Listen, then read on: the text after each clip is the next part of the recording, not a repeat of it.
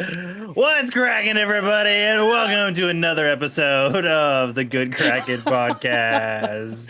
Tonight it is episode 243, and we're doing the thing. So I will be your host this evening, which is a little not the norm for us around here, but I'll be your host this evening, Garrick B. Eden, aka Vermilion Beard, and I am joined tonight by the one who's literally been talking about Starfield non-fucking stop for months and months and months. The dude himself, Brett Devin. Hey, The dude.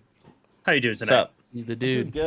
Doing good. I moved finally. I have room for activities. You're gonna have to decorate the shit out of that room, dude. Dude, It looks like am. Ernell's room. Green screen.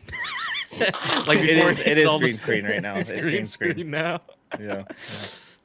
Yeah. No, I got some plans for this room. It's gonna be dope. Oh, yeah. I'm actually building some soundproofing panels and stuff like that to put in here too. Excellent. Love that for you. Anything else you have planned, dude? What about nerdy shit? What nerdy shit are you gonna put up? That's what's really important. Ooh. His fake I got- statue of Ahsoka. I have another Gundam model I need to build, so I'm gonna do that soon. Ooh, It's nice, Ogre okay, Gundam. yes. So I'm gonna have Ogre Gundam and Lightning Gundam like fighting on a shelf. I'm gonna put up a bunch Excellent. of my games, Oh, some nice. old consoles. I have and, You Hellside should put your controllers and back up. Barbados protecting Piccolo and Godzilla. I don't know why. The middle section, I was just like, that's for Japanese stuff. oh, hey, Just Hey, that's Mo just saying Japan. Listeners, Hey, the, Mo. the dog's Hey, on Mo. our side. interesting. You have so much to say, my child. He's like, Starfield.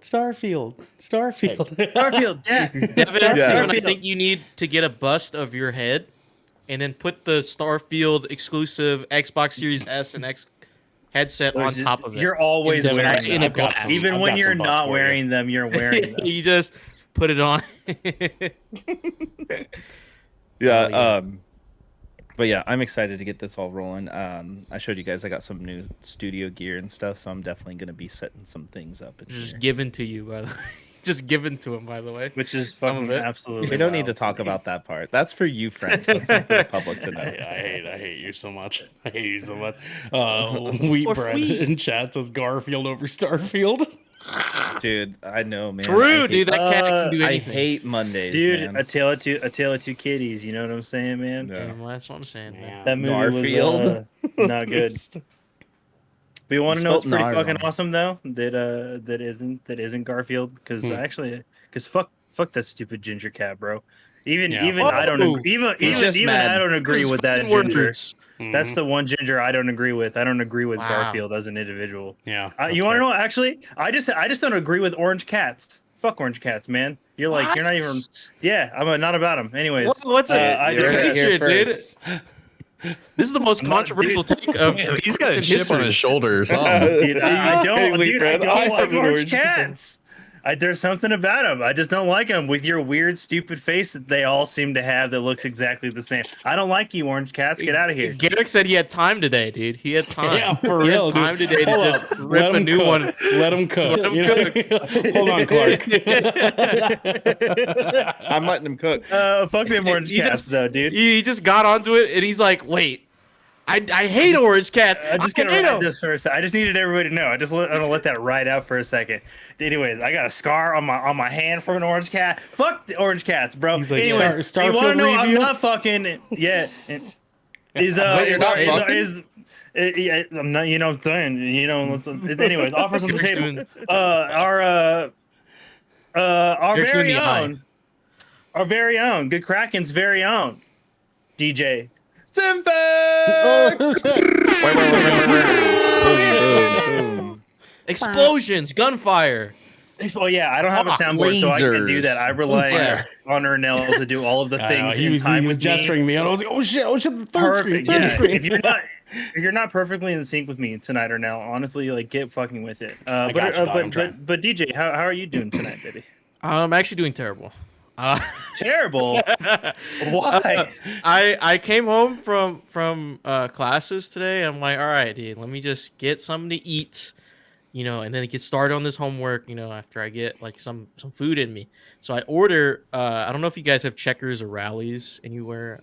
Where you I've guys had are. Checkers, yeah. No, what Not is here, that? no, we do not. It's like a East Coast or like Southern and East Coast type of thing where it's If you knew Yeah. that, It's why the kinda fuck did you like- tell? Why would you ask it's us like if a- we have it?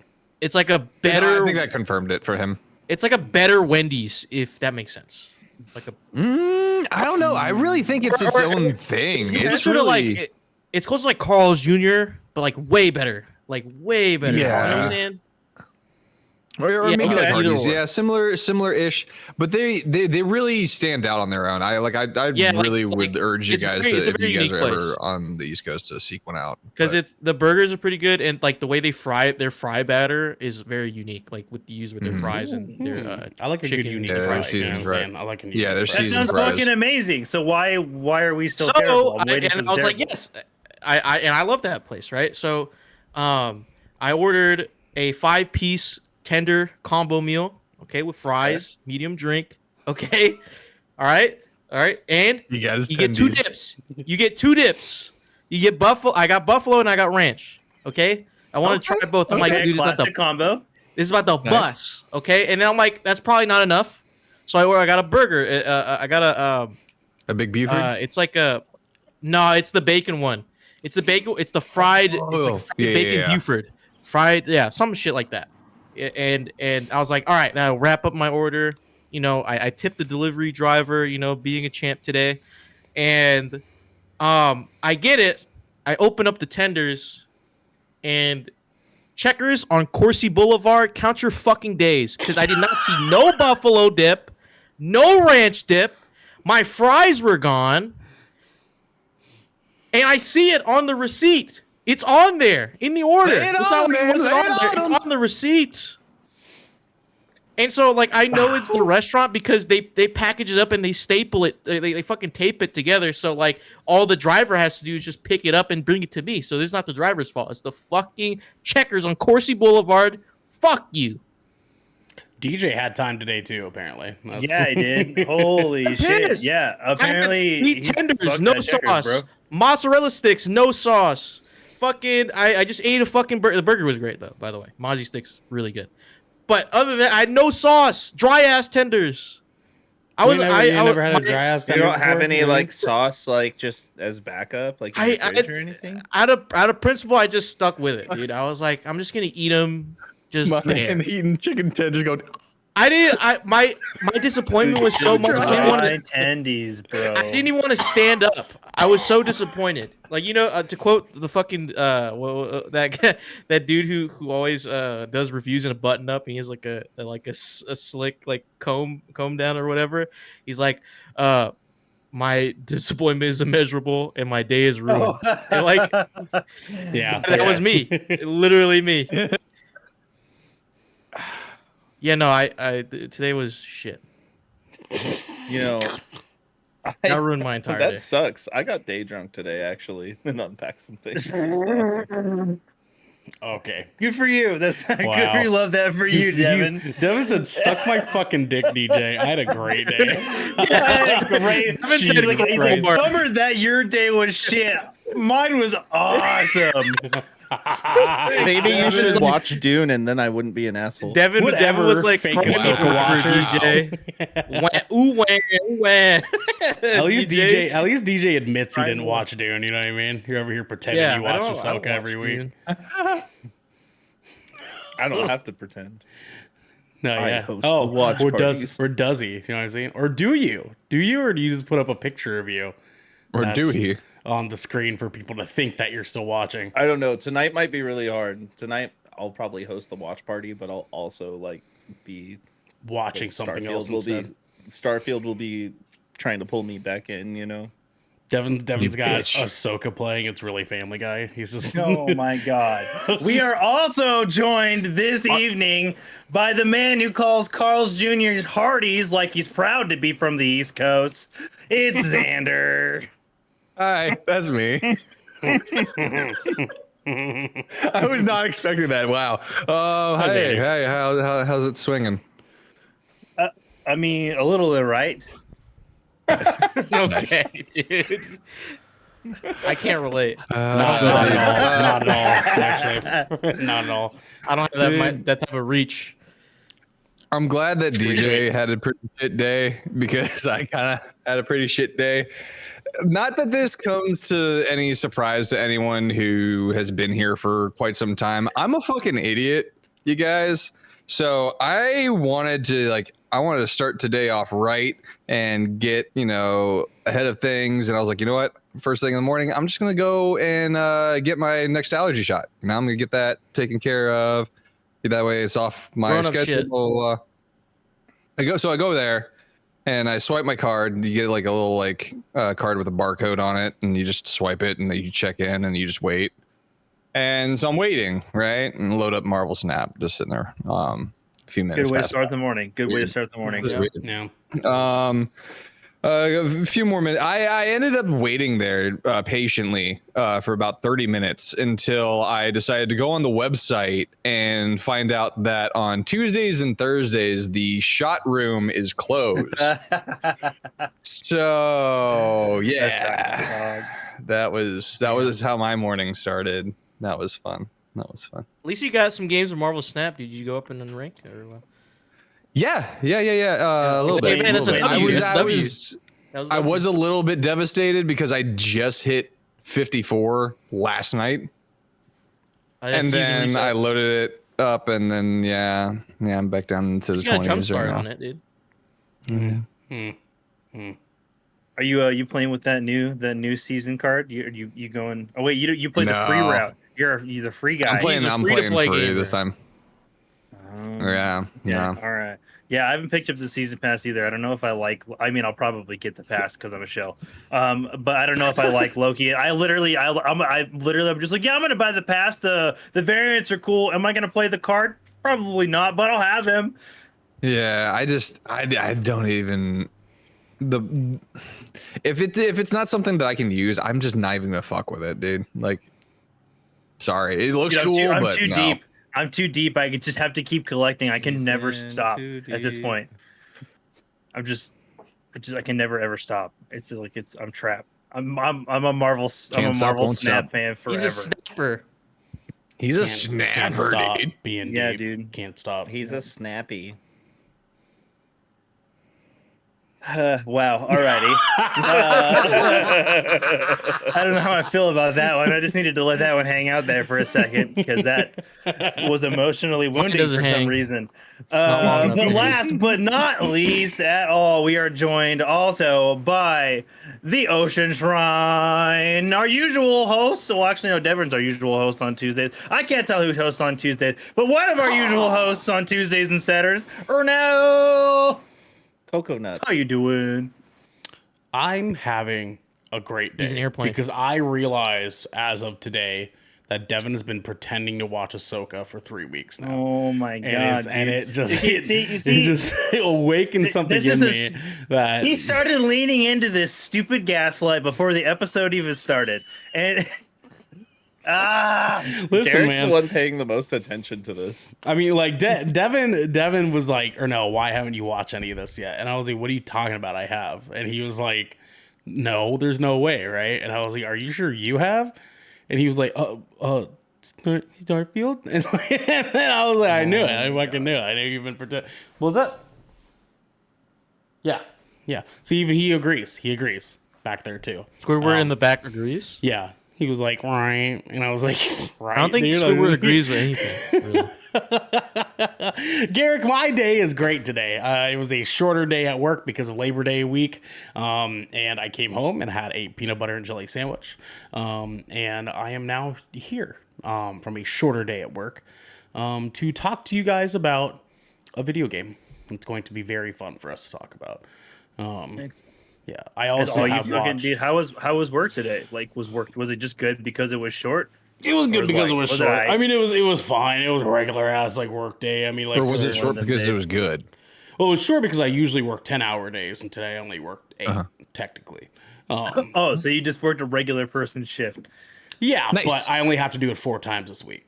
And, So yeah, because the holiday week. So every time that we have a holiday, we take that holiday day off, and then the rest of the like week that we would normally have our 4 days that we work, there are shorter shifts to make up for the like holiday hours. You know what I mean? It's hard to explain. But yeah, so it was a nice shorter day. My boo did all my meal prep for this week. Excuse me, obviously, and made a dank like pasta salad thing that I took like 2 bites of and was like, "Hey yo," in my office. You know what I mean? I was like, "Hey yo," and then I like called Disney. I was like, "Hey, I know a guy that's been pretending to watch your show for a month now. Can you believe that shit?" And they were like, "What, dude? This is crazy." Or no, I have like just a question. If this is purely Yeah, go a ahead. question for you, Sure, I can just answer. this is an ADHD question, which is why like I'm prefacing this. So Okay. does I just need to know, just for curiosity's sake, actually, does Maryland take off like all primary holidays, or is she just grinding always? Like, So Marilyn works for herself. So like, well, yeah, that's why I'm yeah, asking. I mean, so like, That's why I'm asking. yeah, right. Because she's not obligated to one way or the other. Right. Yeah. I mean, like, yeah. Because she obviously gets to make her schedule herself. But even more so, she kind of just says like, if you're off, I'm off. You know what I mean? That's kind of like what it turns into, so we can spend an optimal amount of time together. You know what I mean? What the fuck is Well, that's DJ fair. doing? It's nice to have. What the fuck are you guys doing? Jesus Christ. Scared the shit out of me. But yeah, the answer is pretty much yes. Yes. What the fuck is going? I don't even know what's going on. I don't know what's going on either. I don't... This is some shipwreck show level energy that we do not need right now, man. Yeah, I know. We do have some stuff to get into, but we will get into it here in a moment.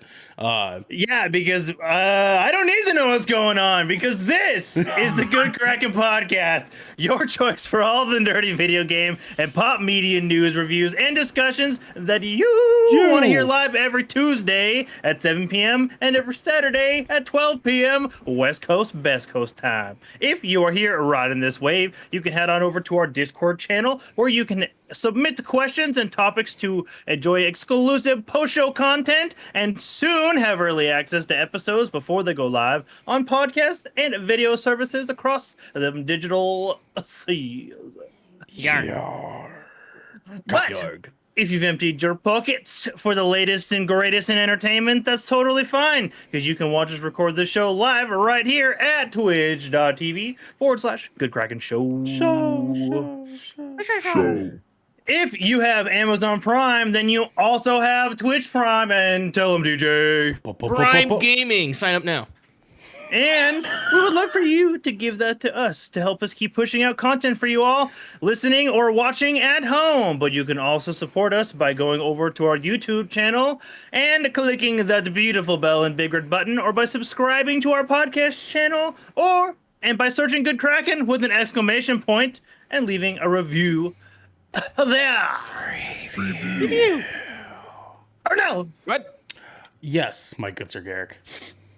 We have some captain's orders. So Ernell's Starfield gameplay that he said was going to be up on Sunday after the Equalizer show is not up, you may have noticed, and will now be up tomorrow with this episode, allegedly, according to the man himself. He also apologizes here, but you see, the thing about apologizing, Ernell, means you intend on not doing it again, and I don't believe that for a second. But you can also check out our latest review of Equalizer 3 that DJ and Ernell hosted, and that is available on YouTube right now, as well as your favorite podcast service of choice. But we're doing a little bit of a different episode this Tuesday. We're treating this Tuesday almost if it was like a Saturday, and because of that, we are not doing anything else. But we are doing a big thing about a thing tonight. And Devin, why don't you tell them what we have coming up next? Well, as Ernell is soon going to learn and find out, you have to protect your neck because this is the gallows. David has to watch this. Protect the neck. Oh my fucking god, you literally I paused to take a breath and you guys shove bullshit in. Like this is Oh, all right, everybody. Tonight for the gallows, we are doing a special review, but we're not reviewing a film like we normally do. Tonight, we are reviewing a video game. This is a review in progress of Bethesda's brand new Starfield. All right. So we have lots and lots to say about this game, but first, let me tell you a little bit about it. So, Starfield is the first new universe in over 25 years from Bethesda Game Studios, the award-winning creators of the Elder Scrolls V, Skyrim, and Fallout 4. In this next-generation role-playing game set amongst the stars, create any character you want and explore with unparalleled freedom as you embark on an epic journey to answer humanity's greatest mystery. Starfield is released on September 6th, 2023, but is actually available to play to everybody who has it right now. It is available to play. It is 34 gigabytes, so download that shit while you're watching this episode. Hey, and then maybe you'll get to play after we're all done. This game was developed by Bethesda Game Studios and in part by ID Software. The game had a budget of reportedly approximately about $200 million. Platforms and storefronts this game is available on is the Microsoft Store PC, Steam, Xbox Series XS consoles, and is available day one on Game Pass. So a quick little bit of runtime, because we don't have runtimes for video games, we'll talk a little bit about how long it might take an average player to complete Starfield. We're going to talk about how long to beat it takes Starfield, and this data is coming from How Long to Beat. I use this website a lot. I love this. I use this website a lot. It's a good website. Just out of curiosity. So I figured I'd throw this in here. I'm sorry, what was the website again? How Long to Beat. About 2 minutes and 15 seconds for me. Yeah, bing, bing, and I'm done, you know? Yep. But if you choose to mainline story, just main story, Bethesda's Starfield, the average players are clocking in at about 17 hours, 40 minutes. If you are doing main story plus some extra content, most players are clocking in at around 52 hours and 35 minutes. And a completionist run through of this game is going to cost you a whopping average of 189 hours and 59 minutes because there is a lot of game here. Now, Solid. I'll tell you a couple of fun facts that we have to know about Starfield getting into this, and then we will start talking our top level thoughts before Xander and I start asking you guys some questions about the game. So, a few fun facts about Starfield. Starfield spent 8 years in development, with it first starting active development in 2015. It was announced in 2018 at E3 RIP and is releasing today. The game features over 1,000 planets across 100 star systems made up of a combination of handcrafted and procedurally generated worlds. ID Software, originally rumored to be involved in assisting with the development of the game's combat system, actually helped more on the graphical side of the game, citing specifically motion blur and quote-unquote some other things from ID Tech that they wanted incorporated into Creation Engine 2. This is from multiple sources like IGN, GameSpot, and PC Gamer. The game was also developed using Bethesda's brand new Creation Engine 2, set to be more advanced and updated from the previous Creation Engine used to develop Skyrim and Fallout 4. This is actually the first game developed using the updated engine. Big. Yeah.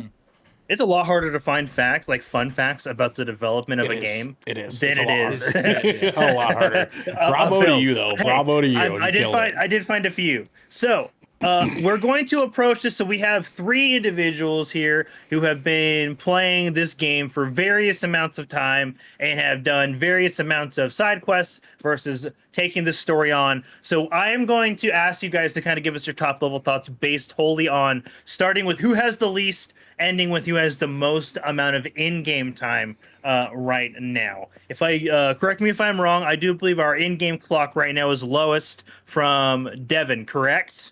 Correct. Alrighty, so Devin, why don't you start us off then, my friend? What are your Say- top level thoughts? Tell the on people Starfield? too how long you have put in, and then go So off. my clock counter says 19 hours, but it's probably closer to like 14 or 15, honestly, because there is a couple times I've just left it running. Happens. But yeah, I am a. So you get traits and stuff like that, like you would with Dungeons and Dragons and stuff.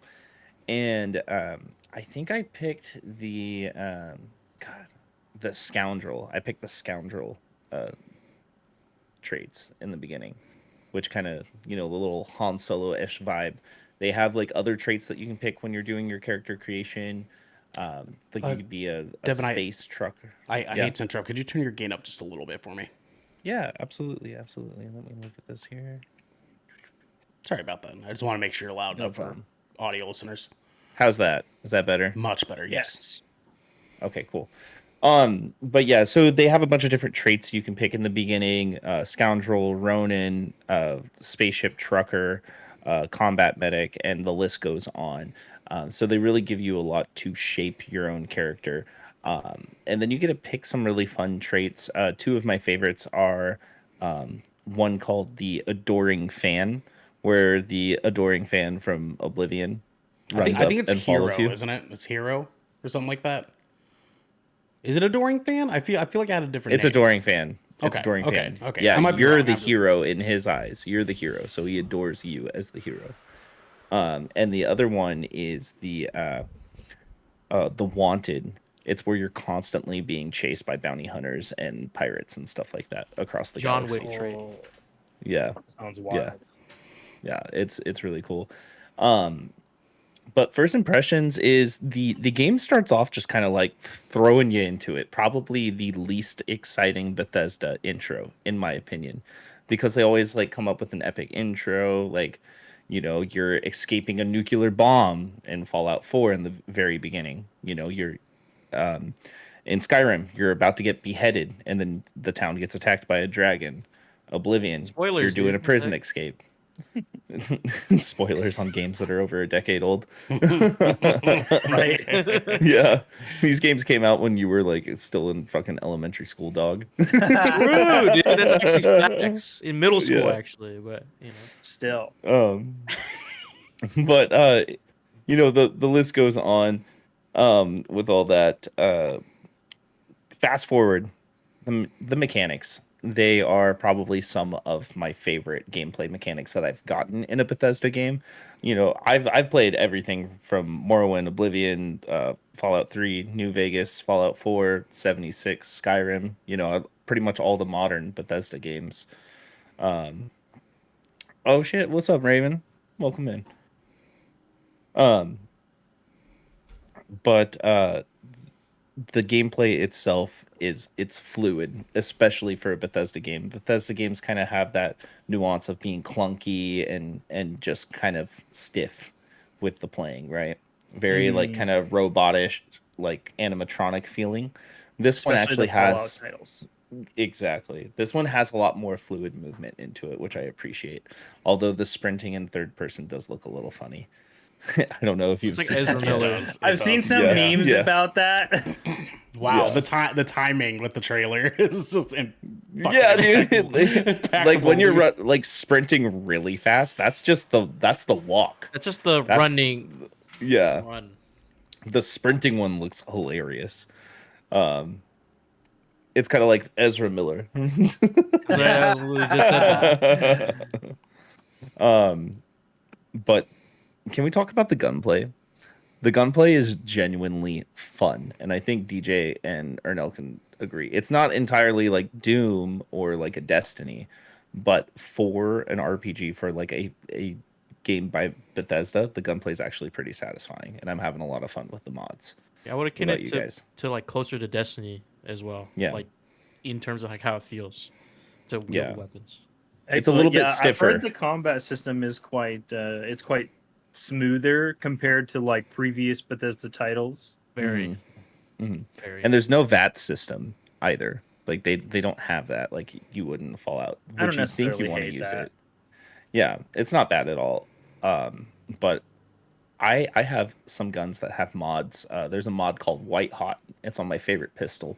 You're essentially shooting white phosphorus rounds with your bullets at the same time, and it catches fire to enemies. So they do scale on that like legendary level, which I know clicks with like that loot like stimulation brain, Ooh, and I yeah, know that you guys have that too. So that'll be a really satisfying experience right there. Mhm. That mod go burr. It does. See, Jag knows what I'm talking about. The facial animations. It is Bethesda to its fucking core. It is so goofy looking. It still is. As much as they try to make it look good, it is just the best word to describe it is animatronic. Like I feel like I'm at a fucking Chuck E. Cheese's sometimes when I'm talking to some of these characters. However, there are some voice performances every once in a while that like are pretty good, and don't look as clunky. I feel like, but it's kind of few and far between. Specifically, that Mateo character, Ernell, TJ. Yeah, But like I his I voice haven't acting gone is through actually his decent. thing yet. I haven't It seems either, like but there's just a the lot times. of game, and not everybody might be experiencing the same things at the same time. Yeah. That and I'm sure there's some varying opinions on a lot of stuff. So Yeah. Yeah. Yeah. But the story writing can be, at least up to the point I'm at, it's like fetch questing kind of the whole time. I haven't done a whole lot of faction quests personally, but the ship combat is actually really fun, and it's kind of similar to God, what was that game I played not too long ago? It's like Stellaris. You know what you know that Yeah. game? Yes, Lars. Yeah. Mm-hmm. Yeah. Familiar It's with it.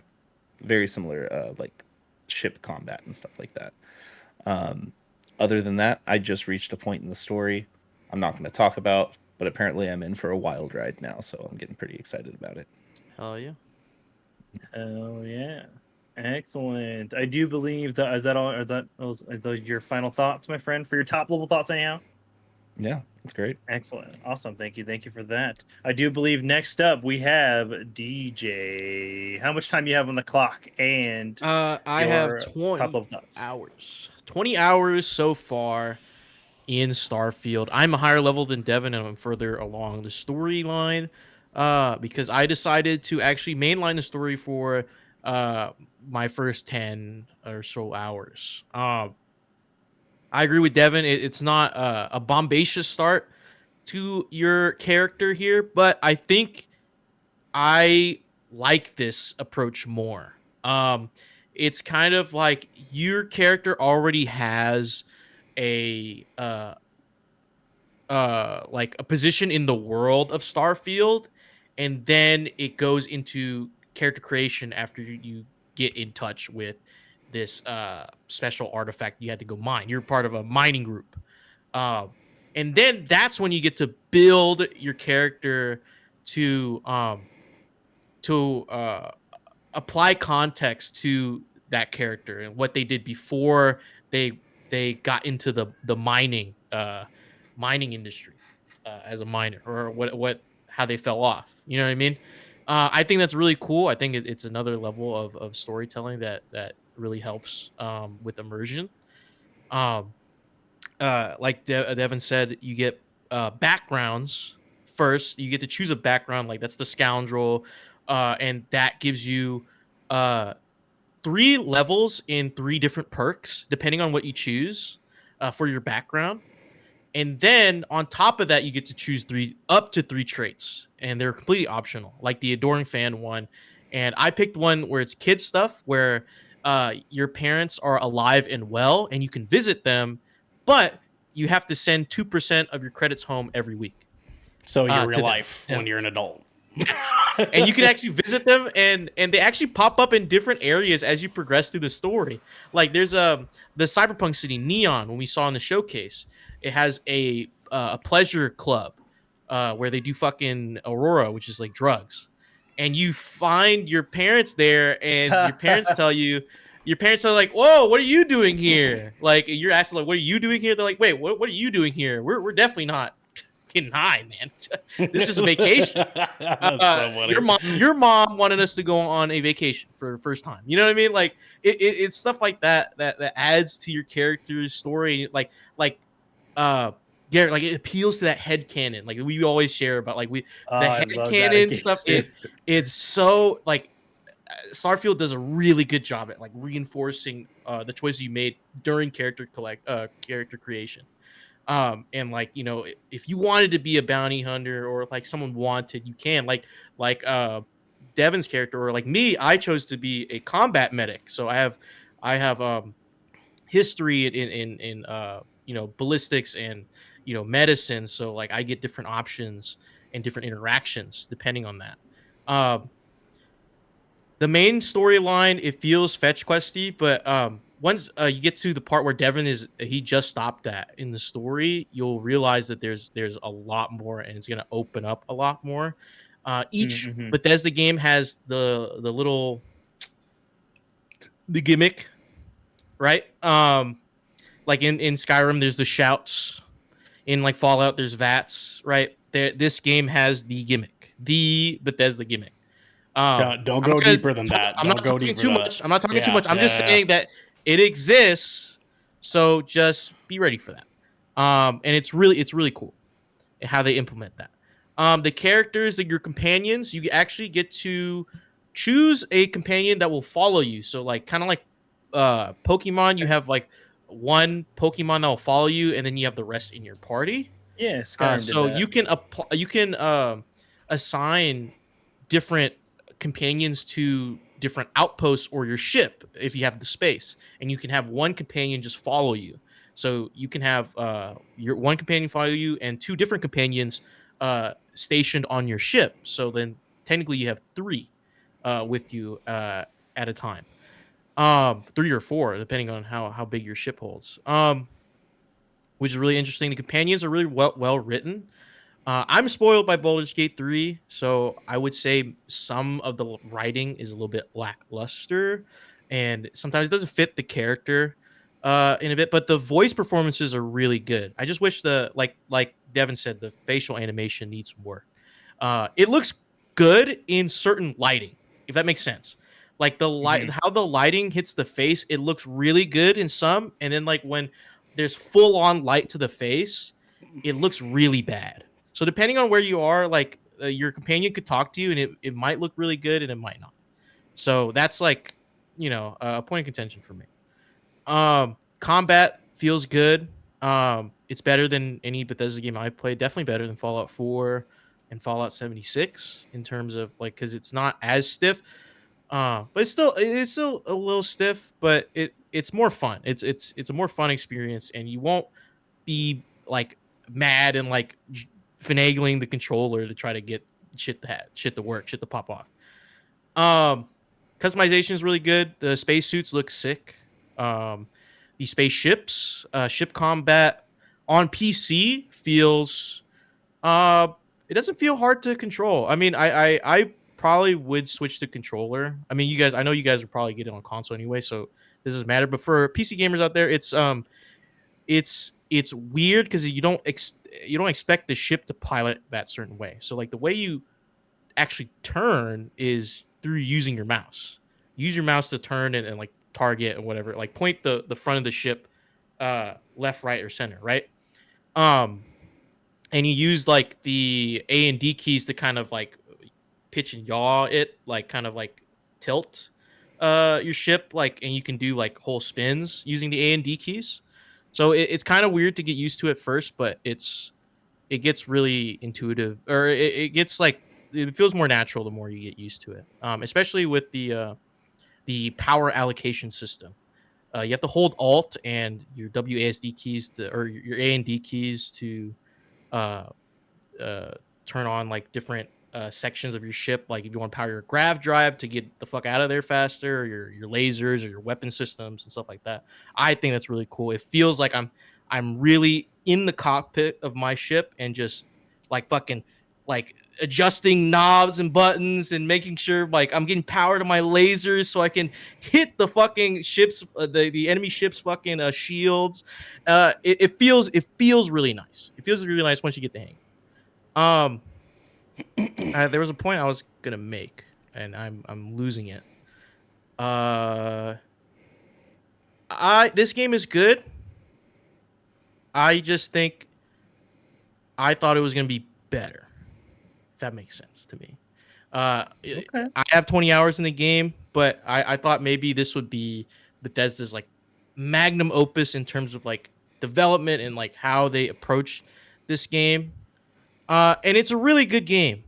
I felt immersed in it from the start, but there's a certain things where I have issues with.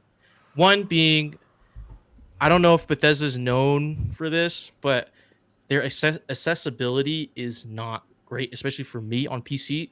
There's no FOV slider, and the problem with playing, especially Fallout titles, There's a is mod that for it. I cannot adjust the FOV, and it gives me a headache playing.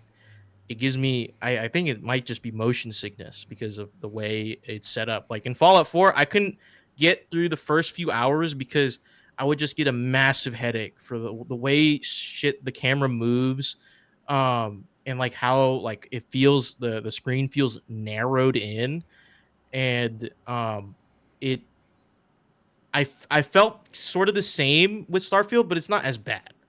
I didn't I might get like a minor little like little disruption, but it's not anything crazy. But it's still a noticeable issue. Like I have to like step away from the game for like a few minutes, like every few hours.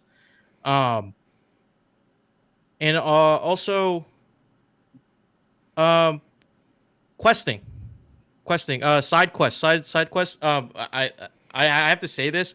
It's not spoilers, but it's really funny. So I stole. I was going through a story mission where I had to take an a relic from some guy's scavenger ship, and I beat his ass and I convinced him to tell his guard to like stand down, but all the guards were still hostile after that. So I ended up killing him and everyone on the ship, which again gave me a bounty with the United Colonies, one of the factions in the game, which is like Earth 2.0, like space government 2.0, space US government 2.0.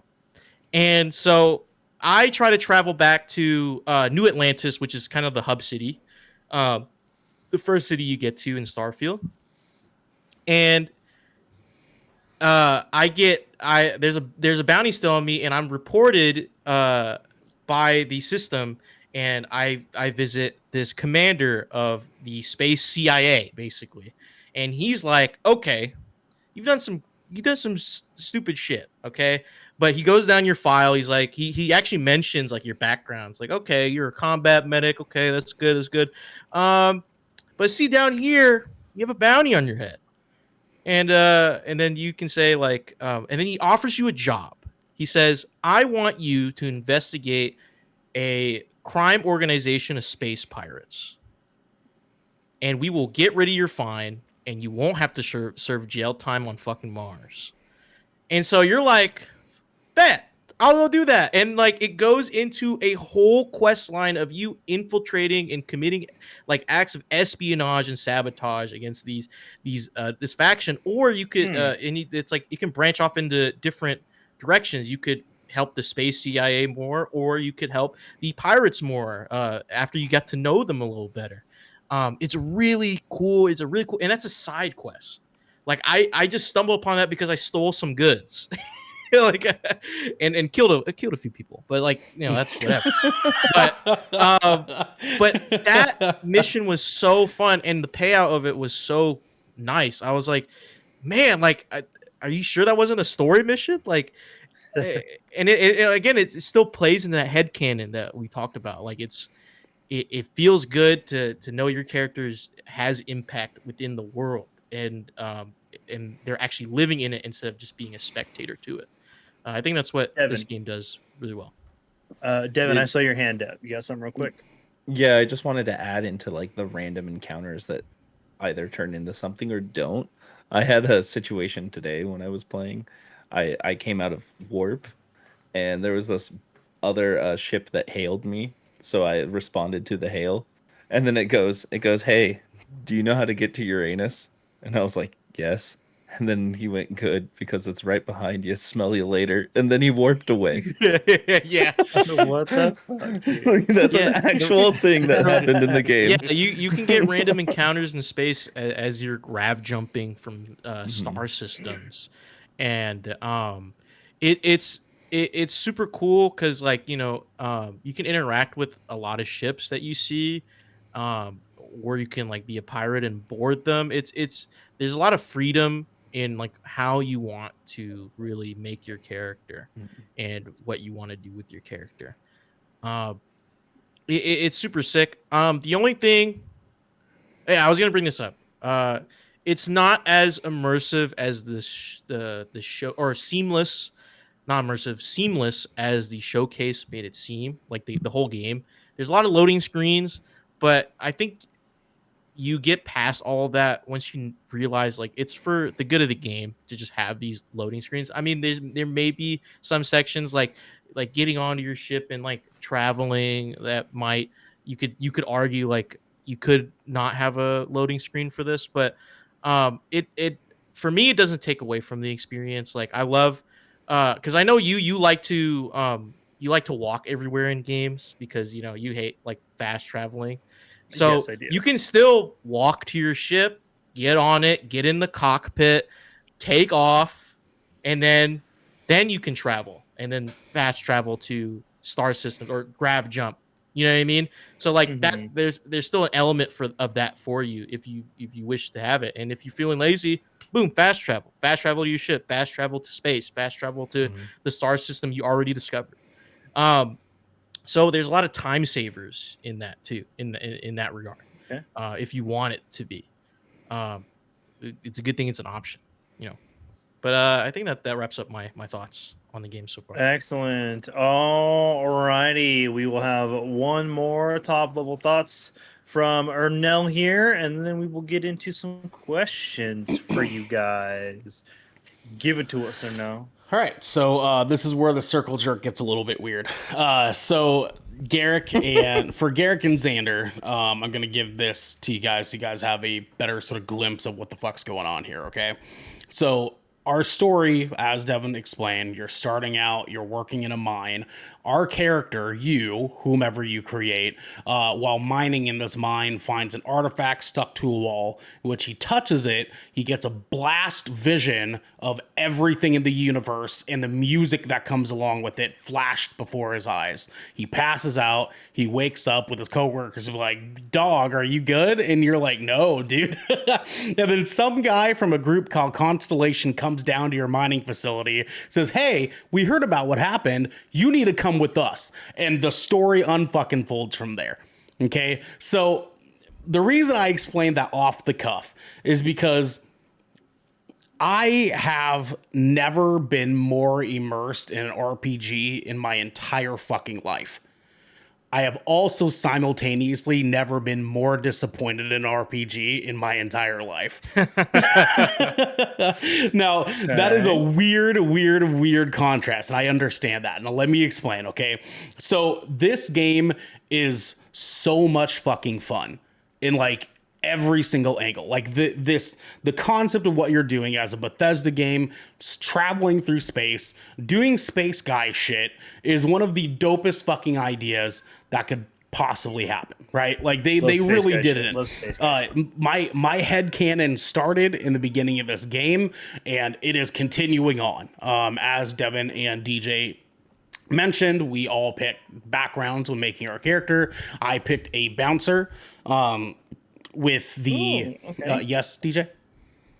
Oh, I was gonna say, has Vasco said your name yet or no? Yes. No, he cannot say my name. Because I unfortunately. saw a video where he said he can say titties, he can say Captain Cock, Yes, he can I saw say it. I saw those. asshole, but he can't say your name. For whatever reason, Ernell is not in the Bosco dictionary. So I Bosco's named a my character Leon. So he Bosco is says the robot companion that works with Constellation, Garrick and Xander.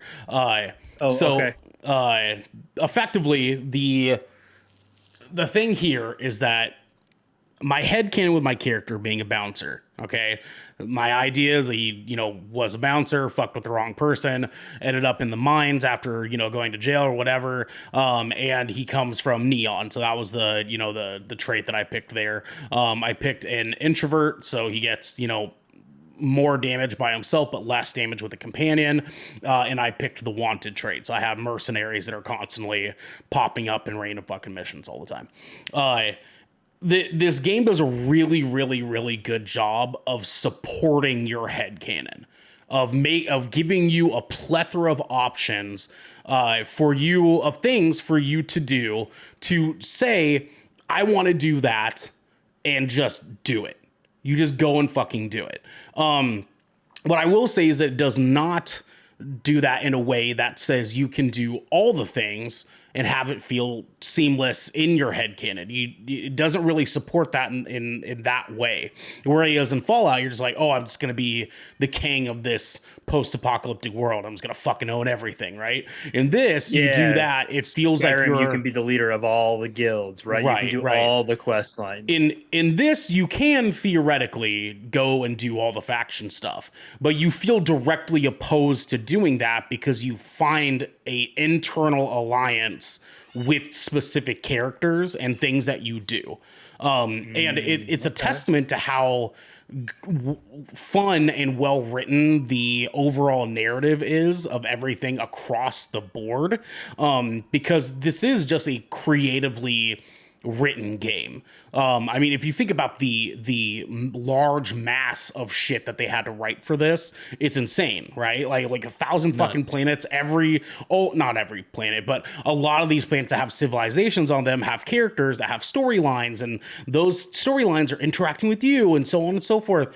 It's nuts. It's fucking bonkers, dude. And you will have some personal attachments to certain characters that you run into because you run into a fucking lot of them. The story in this so far, also, I'm 29 hours in. So the story so far in this, thank you. It just got good. It just got good. Maybe 7 hours ago.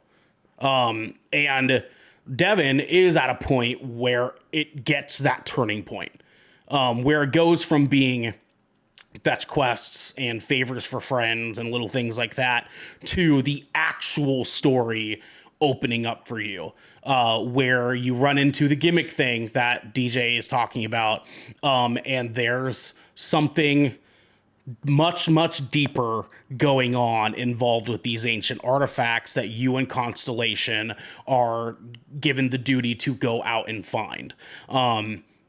Much fucking deeper. Shit gets real fucking bonkers, right? Where Devin's is about to kick things off again.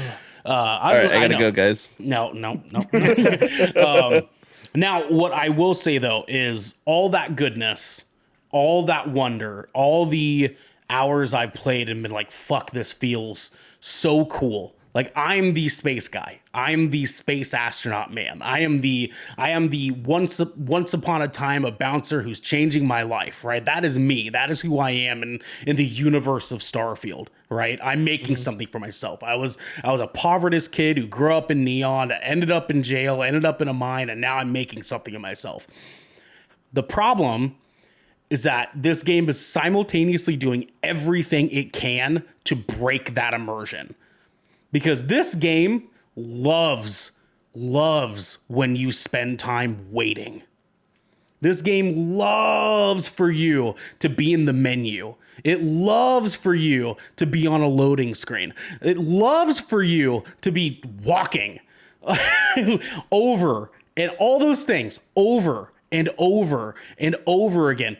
Of my 29 hours, I think 3 of them were waiting or in a menu or doing this or doing that. That was not involved with directly playing the game, right? So my issue here is that all the steps that DJ mentioned between, you can, go to your starship, get inside of it, go to your cockpit, take off, go into space, travel to the next 4 loading planet. screens. There's a loading screen between each one of those actions. It's not just walking into your ship and getting into your cockpit and then you swing around, you hit the button, you take off, and you're out in space. No, it is you go up to the back door of your starship, you hit open or board, technically. It gives you a loading screen. Board or cockpit, Devin, I know. You can't go straight to the cockpit. The point was, it opens, you get a loading screen. Okay. And even when you do go straight to the cockpit, you're just skipping one more loading screen, right? Which is the guy getting in the seat, the egregious 15 seconds of your guy sitting down. Oh yeah, like doing this, going up to it, putting his hands up, and then you can finally take action, right? And then you have to not even just, go into your map or whatever. Like you can do that. It's giving you some options to get some freedom there. You then have to take off from the planet that you're on. And then you have to go into space. And then you have to go into the universe map and pick where you want to go to. And then you have to go through the grav jump screen, which is literally just a hidden loading screen. And then you see the grav jump. And then it gives you an actual loading screen. And then you pop up. And then anything can happen from there. And then the big problem, too, is even if you selected the landing space that you want to go to, it doesn't always take you there. A lot of the times, I'd argue most of the time, it actually takes you just outside of the planet, where you then have to go back to the menu and click the landing space that you want to go to again. and so my biggest issue here is that I want to be so fucking immersed in this game. Everything about this game makes me want to be immersed into it, but it's stopping you every single moment that it can, and it keeps you from being 100% in it. Because if they would have given us the thing that they didn't necessarily promise us, but they kind of hinted at. Yeah. They were like, hey, Outer Worlds did this. And you're like, yeah, I love that. I love that about Outer Worlds. And they're like, yeah. And then you get it and it's not quite. You know what I mean? It's stopping you all the time to from keeping you from progressing in that immersion and feeling more in the character, because there's loading screens. It wants you to go into the inventory all the fucking time. It wants you to go and look at the goddamn map all the time. You have to go in and click your fucking missions all the time, because it's weirdly automatically going to missions that you didn't want to fucking do in the first place after you complete the last one. So you have to go to the missions menu, change it back to the one that you actually want to fucking go to.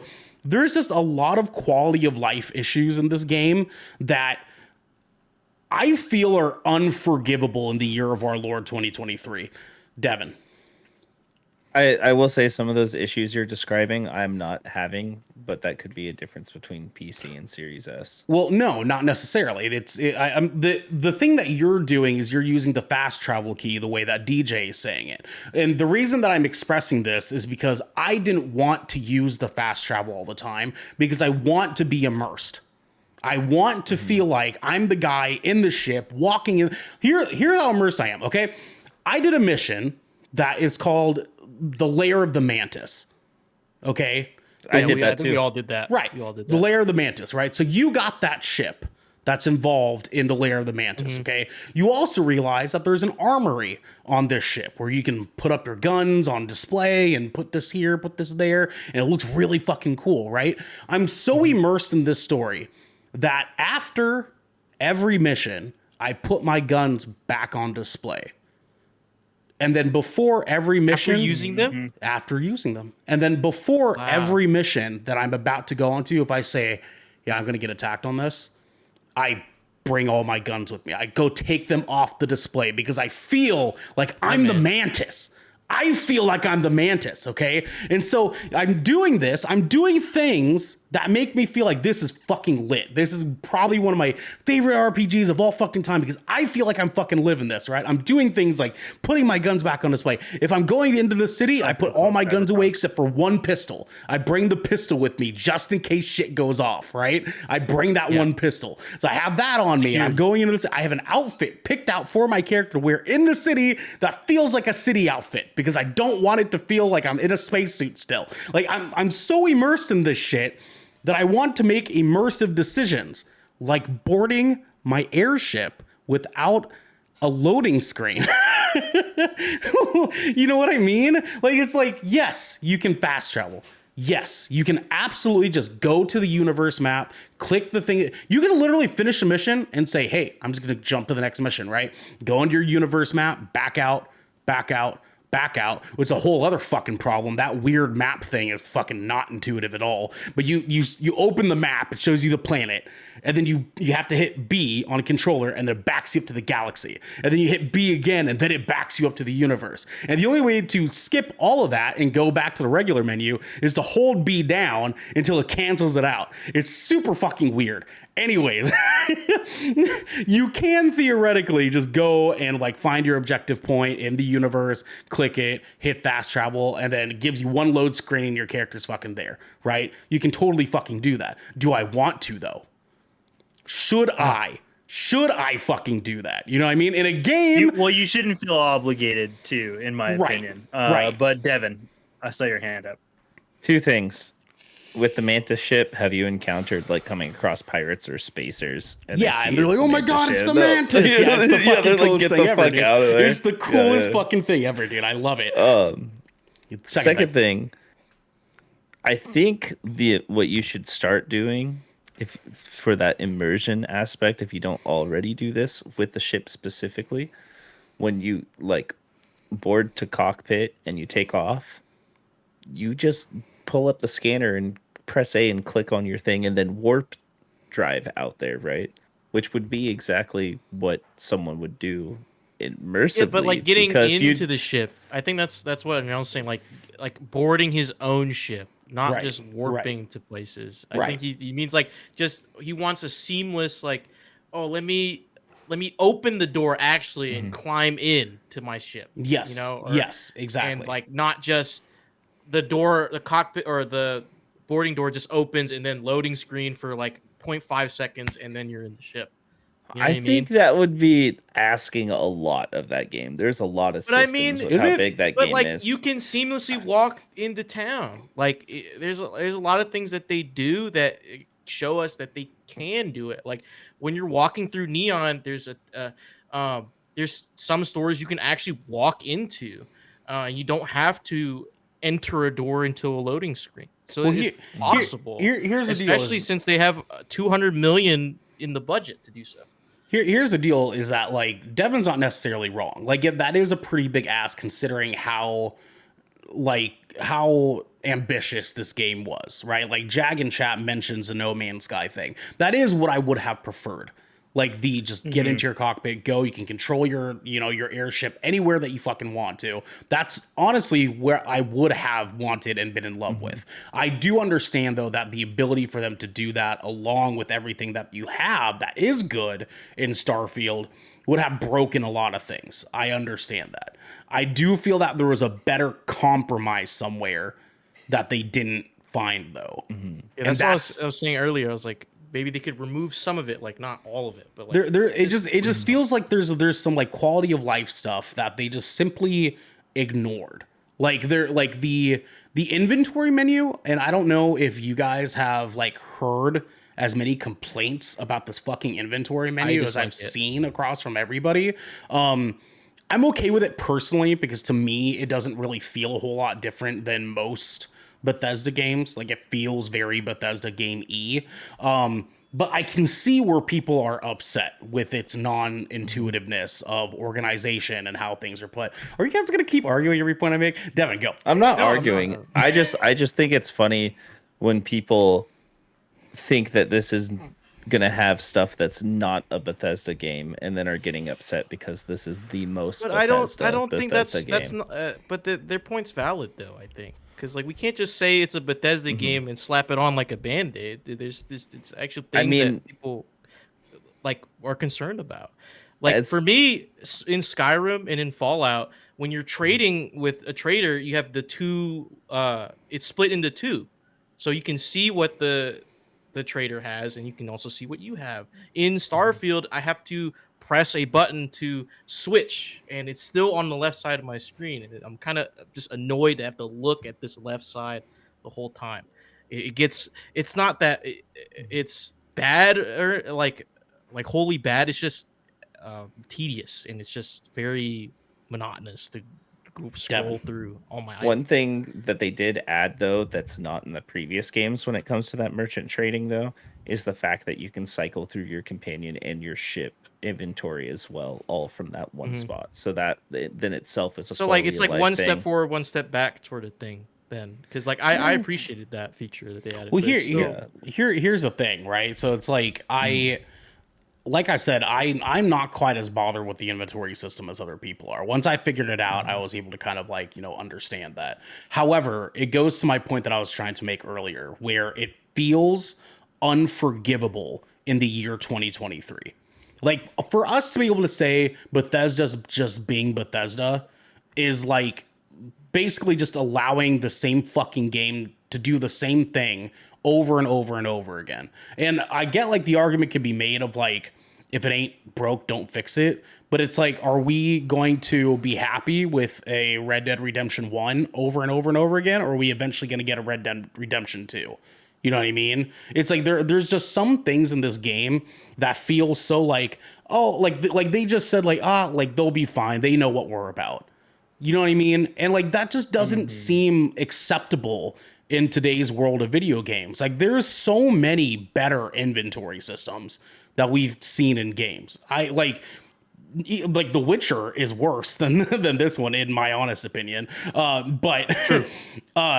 But there's plenty of good examples out there of video games that we played even this year that can show you what an inventory system can look like. We've seen what a non-loading screen space traveling game can look like between No Man's Sky, between Outer Worlds, between Star Citizen. Like we've seen what those games are. Outer Worlds is loading screen, loading screen, loading screen. That Outer is not Wilds. a. He meant Outer Wilds. Yeah, Outer Wilds. My bad. Yeah. Also, excuse me, sorry. also, Outer Wilds is a much less fidelity and content driven game. But Star Citizen's possible not. still. Star But it's Citizen's not. And that's my point. Is like this game. Neither is Jesus, No what? Man's Sky. Yeah, but Star Citizen is only on PC. It's not on consoles. Okay. The But point still stands. That's not an excuse. It's like we can't sit here jerking off and sucking Bethesda's fucking dick year after year after year because we enjoy their games. Like, don't get me wrong, I'm enjoying this fucking game. Like, honestly, if I could review it right now, if I had like even up to this point, it would be an 8.5, maybe a 9 for me. Like, these problems are not necessarily problems for me specifically. I think that there are problems for a wider audience. And I can see where there's a lot of contention with this game because even though I'm enjoying it, that doesn't necessarily mean that someone out there that wanted to experience a Bethesda game for the first time is enjoying it the same way that I am. You know what I mean? Because there are some major quality of life issues. There's some problems in this game that I think that they should have done better about. You know what I mean? It's just like plain blatantly they should have just done a little bit better. Just my first initial disappointment was realizing that out in space you can't actually travel to the planet you wanted to travel to in space from space. You can't do it. Space is a sandbox. Space is a container containing planets within it, and you just have to eventually select what planet you want to go to.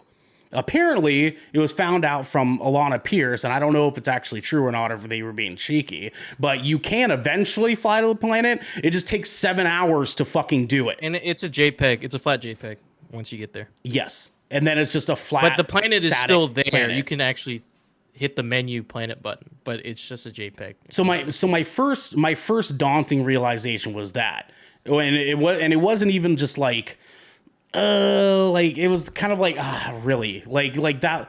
I would have accepted everything else if they were willing to at least get me closer to the planet, because even like when you're out in space and you're flying towards the planet's static. It's like moving, it's like turning because planets turn, but it's not actually getting closer to you as you fly towards it. If you turn around and look at another planet far away and you fly towards it for even 30 minutes, which I did, it still doesn't get closer to you. You still have to go to your your menu, go to the map, and you still have to go and click to that planet to get to it. You can't like get closer to it and then hit a button that lets you land that way. You have to like aim your reticle at it, find the little blue point for the objective or something like that, or aim your reticle and hit the planet from however far away you are, and then it just opens up the menu for you. But it doesn't feel the same. You know what I mean? And so yeah, it just there's just some things in it that I feel did a lot of injustice for the game. That if they would have just patched up this little thing here and this little thing here, and just maybe did like this instead, like just a little bit differently, this game would have been a 10 out of 10. A little bit more seasoning. Guaranteed. Just a little bit more like more time in the oven. patching in. You know what I mean? Like just get that plugged in a little That'd bit be better. fucking amazing. And then this game would have been perfect. This game would have been fucking perfect, because here's the deal too, and I'm sure you guys probably are going to ask this, especially Garrick. I'm playing this on my Xbox Series S. I'm not playing this on PC like these two guys are. And my experience is fucking smooth as butter. Smooth as fucking butter. Like, I have rarely had frame drops. Mostly happens when I'm going into a city and there's a lot of people walking by me. It does get a little bit chunky there. But out in space, clean. Doing missions or I'm shooting at people and stuff like that, clean. Awesome fucking experience on Xbox console. I'm thoroughly impressed with how silky smooth Bethesda made this experience on console. And that's where I come into those terms of like sort of being in that middleman where Devin was just saying is kind of like, if they did too much, we wouldn't be able to get this, right? And if we, didn't get this, then yeah, sure, they could do that, but you wouldn't be able to have this, you know what I mean? And it just sucks that I couldn't have my cake and eat it too here. That's all I'm saying. You know what I mean? Anyways, that's my rant on this. It's a good game. I just wish that there were some things in it that were done with a little bit more finesse, with a little bit more awe to it. That wasn't just the story being fucking dope. Mm-hmm. Devin, your hand was up. Sorry. I am playing on PC, and I did discover that if you bought the premium upgrade through Game Pass, it actually is a play anywhere thing, so it works on the console too. So nice. I could bounce back and forth. I will say this: the 30 frames per second is fucking atrocious on console.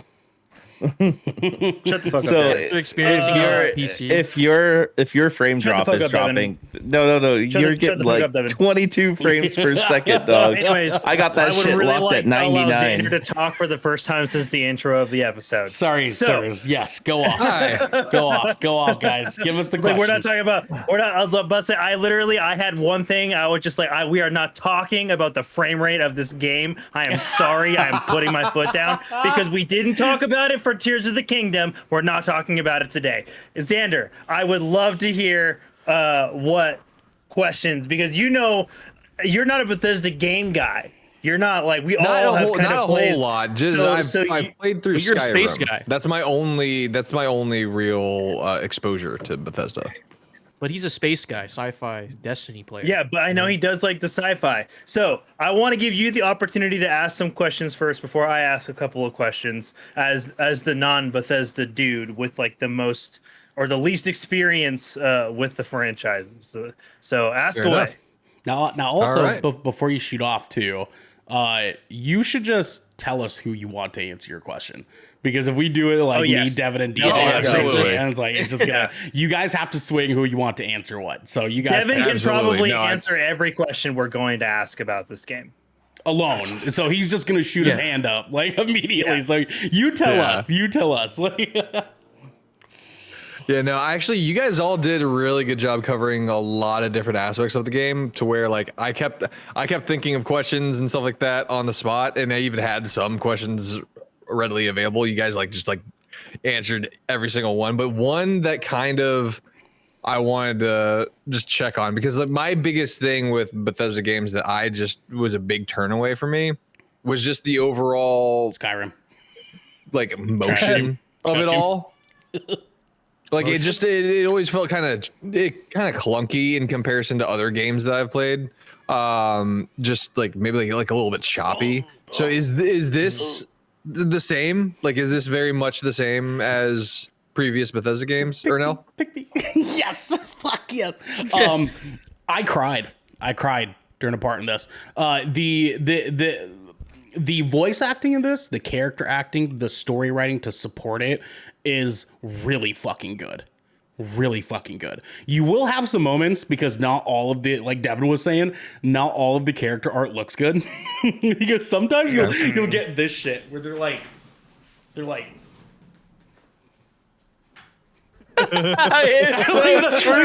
they do that shit, but then some of the character art looks fucking phenomenal. Like for so you'll have just like a moment where you're talking to a character and they look fucking great. They look great. Like their facial expressions are awesome, and then behind them they'll be as they're like walking by and shit, dude. I had a moment when I was at this place called The Den, and I was talking to somebody, Yeah, I and then love that somebody was place. sitting down on like a bench, like in the corner of the screen, like out of view, and he's just all. Eyes locked on the player. It's so funny, man.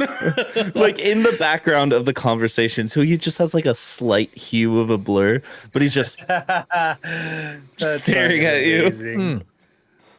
DJ, go ahead. Your hand was up real quick. Did you guys even answer Xander's question? He was asking about the motion, like how the movement in the game. Oh, I thought he said emotion. I'm sorry. No, I he's talking misunderstood. about the movement, DJ. like I was- the Oh no, my mistake. I'm sorry. gonna let him try to I figure it misheard out. you. Okay, so then my bad. Back I'm to sorry. you. I To love you, you. or I love that's what you. I was just gonna say. It goes exactly what Devin was saying earlier on. The gunplay in this is really fucking good, and the motion that supports it is good enough to support that. If you know what I mean. Like Well, then how is the transition from combat to just like regular walking around and all right, Devin, you answer this one. Specifically for you, there are booster packs. So think Valkyrie, but slowed down. Yeah. Oh, okay. Yeah. And there is gravity on all the planets. And sometimes you can jump really high and you can just skate along now- with that boost pack. And Well, now, or no. I guess what I'm trying to see is like, is there like a very clear like animation difference between just like walking around exploring and then moving into combat? It's pretty seamless. Or is it very fluid? it's Okay. seamless. Yeah, It's seamless. Yeah. Yeah. Yeah, just pull out the gat, start blasting. Yeah. Get him with the blick. You know what I'm saying? Yeah. Or no. To double up, to stack on top of what Devin said, you can't. Yes, the booster pack helps a whole lot in that stuff. The troubling part with any of the like movement like that makes it even more immersive is you have to upgrade your skills to get there. So the booster pack is dog shit until you get to like level like 3 of the booster pack. Kinda. Maybe level 2 is a little bit acceptable. But like Devin said, it also kind of depends on the planet because different planets have different gravitations. So your gravity on one planet can be at like 0.9 and it'll just feel like Earth. Whereas if you're on a moon that has like, you know, negative 0.1, you're fucking flying. Like you use a booster pack, you're flying even fucking further. But the upgrades to the booster pack determine like how much fuel is used, how powerful it is, how frequently you can use it. There is actually a combat slide in this. It is Yes. terrible. It is terrible. Really? I was about to get that perk. Oh no. It's not like Apex slide. It's not like Apex Okay. slide. Oh my god! See, It dude, is- the thing is, I knew he was gonna follow that up with It that. is not- The thing is, Shit. Apex Let me has the guess, best no slide slide. cancel like it's Apex, not. right? It does have the best slide. It's not even Call of Duty slide. It's not even Battlefield slide. It's like because you know when you think like Rainbow Six Siege slide, right? You slide and you're like and like in a crouch position, and you take cover from there, or like Apex, you can slide down a fucking hill and just go on as long as the hill's going on. This is literally, love it. and then you're just on the floor. Like you slide what the for fuck? like half a meter, and then your guy just like stops. and Imagine you're it's in the high school gym, and then you just hear the squeak of like sliding like 0.5 inches. Yeah. You know, It's- that's what I'm thinking that it's like. it's not paintballing in real life kind of grass slide. It is sliding on a gravel road with jeans on. Is what it feels like. No. Yeah. So unfortunately, the slide isn't good. But Devin is right. There is a seamlessness going from navigating like the world and going into combat, because it literally is. It literally is just whenever you decide to pull out your gun, you're fucking in it, Devin.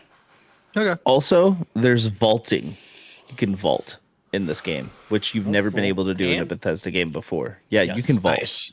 Yeah, you also haven't been able to summon deities in Bethesda either, but that's fine. My point being, I don't think that's true, actually. Yeah, I I don't don't do think that in Skyrim. Are there summonings Yeah. in Bethesda games? Yeah, My they- point yeah. being, that doesn't necessarily Yeah. mean it's good. Yeah, It there just, are. You know, yeah, just make that clear. Anyway, Shut up. Next question. Next question. Yeah, no, I think that kind of covers it for me, because like honestly, like they hit literally every other question that I possibly had on this game. So I leave it up to you, Garrick. Okay. Garrick has the alrighty. floor. There you go. Okie dokie, artichoke. Okay, so my first question is going to be the question is who I want to be for, because I feel like it's either going to be a Devin or a DJ question. Do me. I'll say so. DJ, about to say, is it'll be a two-parter. One will be for DJ, the other will be for Devin. I like that. I like DJ, I want to know specifically, because I have a feeling, because you kind of focus on the headcanon thing quite a bit. I know we talked about like how the combat feels, but like how readily is like your ship, like how customizable, like just how customizable really is your ship. Like I've seen lots of designs, but like how freely can you design your ship in the game? Tell him, DJ. It's free in the sense of like it's grounded. You know what I mean? Those designs that you see, like they all have to fit in the certain class of your ship. So like each ship has different classes, and if you go overweight, that means you're in a different class, and therefore you cannot proceed with those upgrades Until so- you gain a skill that says you can. until you gain the skill, right? But like this is coming Okay. from me. I don't give a fuck about the ships. I don't care about building, but there are parts of the game where in certain quests that you have to install certain parts onto your ship for different quests, which then opens up the ship builder. And I was messing around with it. Yes, it's in a sense of you can connect things that are connectable to each other, right? You can't just like piece together something and then like make it fly. Compatible. Yeah, yeah, like there is a what was the word? system to it. Yeah. Yeah, there's a system to it, and it seems pretty good. It kind of feels wonky on PC doing it, but I'm pretty sure like if Really? you're on a controller and on console, it feels a little bit more fluid. 'Cause Because I got I've- a lot of trouble attaching shit because I'm like it should go, but it's not going. I can't raise this part up to fit here because my ship is a little bit higher than a lower. Like it, there's stuff that I can't I don't know how. It's either I haven't figured out how to do, or it's just not possible. That is what it is. There's there's levels. So there's an arrow key, and you'll see it on the bottom. It'll tell you like go up one level. I didn't see it. It's there. Prompt. It's on a very specific screen because that screen changes every time you go to another level of like customization. So like so for example, like my ship, I've customized it to have basically like 3 decks. Right, so I have like my main deck, my armory, and then my captain's quarters. That's like on top. And every time that I have to put something on top of my captain's quarters, I have to hit like up on the directional pad on a very specific screen when I have the part selected, and go up, up, and it'll go like click, click, click, like with the layers of the ship itself. The way it's set up, I thought it was like a little bit more freeform, and where like because I can click and drag parts, but I can't raise them without having to go into that menu like you were saying. You can't manipulate it in a 3D space freely. Yes, you have to choose. You have to like you have to go through the button prompts. Yeah, but I mean on that's only for PC. Like it'll just be a nagging thing on PC. But I'm sure on console like it'll feel fluid because you're going through the menus as you're going for it. So. Are you guys raising your hand, or I am? You guys, like... Yeah, same. I just had a question. Are you not using your controller in the game? Or are you playing mouse and keyboard? No, I'm going mouse and keyboard because I wanted to give us that perspective for this review. So, because I didn't want to switch to controller. After playing it for a while, there's certain sections where I feel like I would like a controller, especially with the ship-building and the ship combat. I think maybe I would try something like that. It's got instructions on how to do ship combat. I know. I see it. It's right here. I'm looking at it. so two things. I've actually heard from a couple of friends the opposite of what DJ's saying, is that they actually like it better on PC because you get a little bit more free range to kind of like you feel like you're more disassembling is good, part picking and like nice. Placing things a little bit. The issue is it goes to what I was saying earlier with like this quality of life stuff. It's not like the Sims where you can just put a thing and then rotate it in whatever way that you want to. It kind of has a designated like type of rotation for different individual parts. It is very in-depth because you have everything from like the gravity machine to the nuclear device that runs your ship to the engines themselves. The part that holds the engine to your ship is really, really thorough, and like all the pieces they have to put together. But I have heard from a lot of people actually the opposite of DJs, that they actually enjoyed it that way. So it's interesting to hear that from DJ actually. But secondly, I'm actually wanting to dig up my old piloting stick. Just fly to see if you can do it, because it's somewhere in like some of my old fucking boxes. But I literally want to like play the game on controller, and then every time I'm in my starship, just switch over to my fucking stick and go, baby. Because like I said, I'm fucking in it. I'm in it, dude. Devin. I don't think it has flight stick support yet, because Logan said he tried doing it, and he has like one of the nice LG ones. Like with the full throttle and everything. I bet you a mod will come down the road. Yeah, soon enough. Yeah, either that or it'll support it. But as of now, it doesn't support the flight sticks. That sucks because I know somebody that spent $250 on a flight stick just for this game. Damn. They should probably have looked it up. Research. Yeah, that's kind of a big bummer. To fully answer there's your Flight question, Simulator. That's true. To fully answer your question, Garrick, you can actually position your cockpit wherever.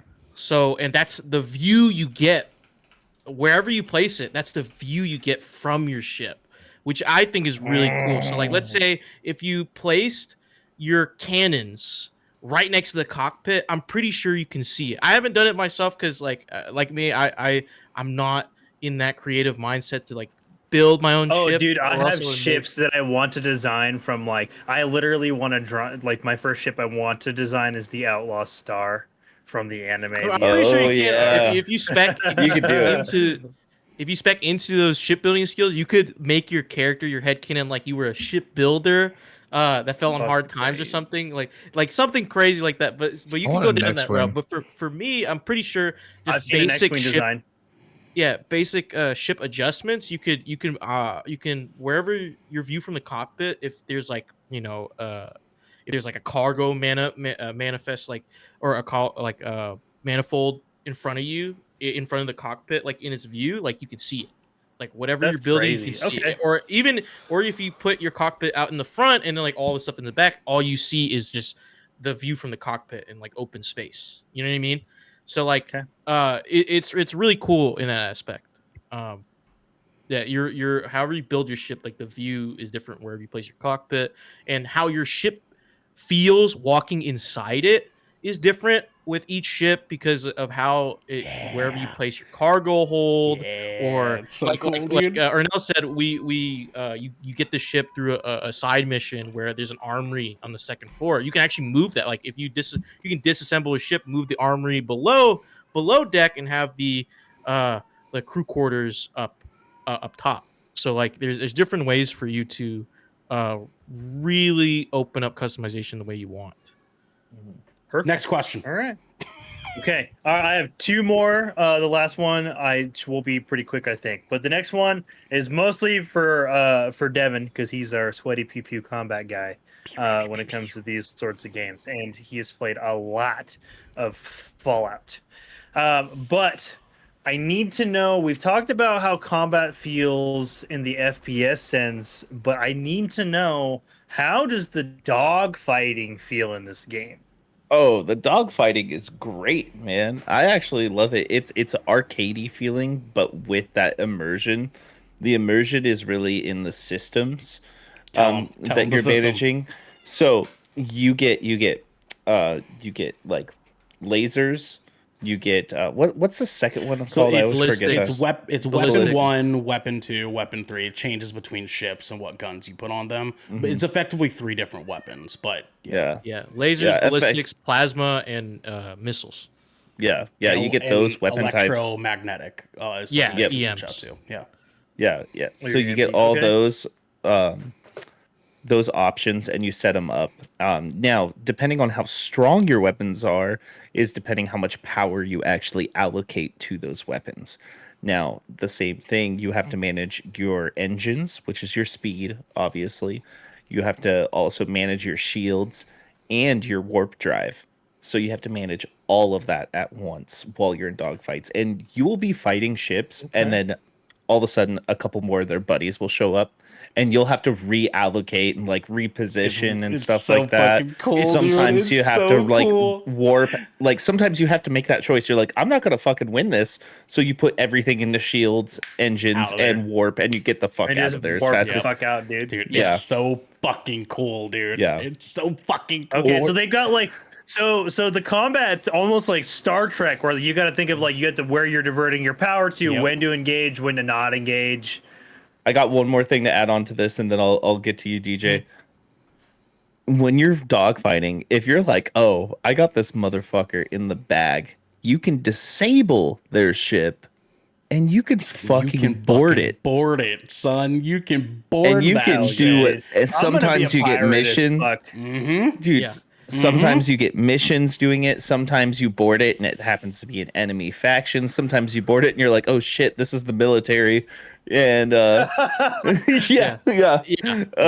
And you can kill everybody, steal everything on the ship, blow it up. Like you can set a bomb and blow it up, or set it to self-destruct, and get out of there. Or you can steal the ship and you can sell it on the black market or keep it. That's what the den's for. You have more than one ship. Yes. Yes. You have Like, up to up to 8. 4 originally, His and then you eyes can lit up. upgrade to 8. Yeah. Yeah, I have 2 myself right now. Excellent. I have 4 right Okay. now. If you steal one, though, just a little Hell piece of yeah. advice for you. If you steal one and you bring it back, you have to register it before you can sell it. So like, just keep that in mind. It costs like $5,000 to register it. I learned that the hard way. That's like 10. That's like $10, man. Yeah, you gotta get your $10 insurance Yeah, and shit on yeah, it too. yeah, Yeah, yeah. registration, insurance. And then So DJ. funny. And this goes to your shipbuilding question, actually, Garrick. Okay. Because Trash. that power allocation system that Devin's talking about is based off of what type of power reactor you have on your ship. So you are limited by how much power that outputs. So then, so let's say if you upgrade your reactor, you get more power to allocate to those weapon systems and different systems of your ship. So then, so you can't upgrade until you have a more powerful reactor that can support it. And it will even show you as you're building your ship, like you don't have enough power. And also like the dogfighting, there is a skill where it's like they showed in the showcase, it's like VATS where you can target specific there's a skill you can get. You can target specific systems of enemy ships. So let's say if you want to target their grav drive, you can, or their shields, or their engine. Oh, okay. And they're but you don't have to. So like I didn't do that, but I can still like blow their grav drives out. I don't have to use that targeting system. So like I can still like your ship will You can automatically free lock aim on. it as well as use the system. Yeah, your system or your ship will lock on if they're in range, and then like you there's like so there's an outer reticle and an inner reticle. Yeah, so like the outer reticle is like locked onto the whole ship that you're targeting, and then the inner one is like you're moving the reticle inside that one, if that makes sense, like inside that range. So like you can shoot the lasers towards that, but they'll stay locked on.